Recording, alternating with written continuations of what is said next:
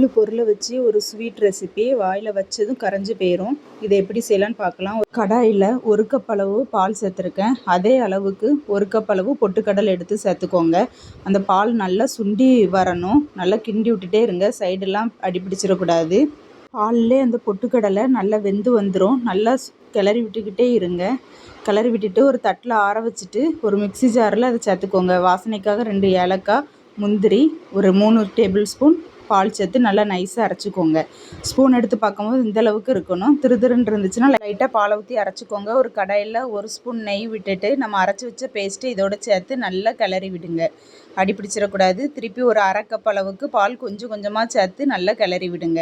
கிளறி விடும்போதே நல்லா அல்வா பதத்துக்கு வரும். அப்போ கொஞ்சம் கொஞ்சமாக நெய் விட்டு நல்லா கிளறி விடுங்க. சிம்மில் வச்சுக்கோங்க.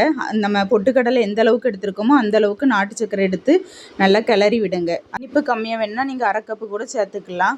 1 ஸ்பூன் நெய் விட்டு நல்லா கிளறி விடுங்க. நல்லா கிளறி விடும்போதே கடாயில் ஒட்டாமல் நல்லா வரும். அப்புறம் ஸ்டவ் ஆஃப் பண்ணிவிட்டு ஒரு ஓரமாக வச்சுக்கோங்க. தட்டில் நெய் தடவி வச்சுக்கோங்க. நம்ம ரெடி பண்ணி வச்ச பேஸ்ட்டை இதில் போட்டு நல்லா ஈவனாக நல்லா ஸ்ப்ரெட் பண்ணி விடுங்க.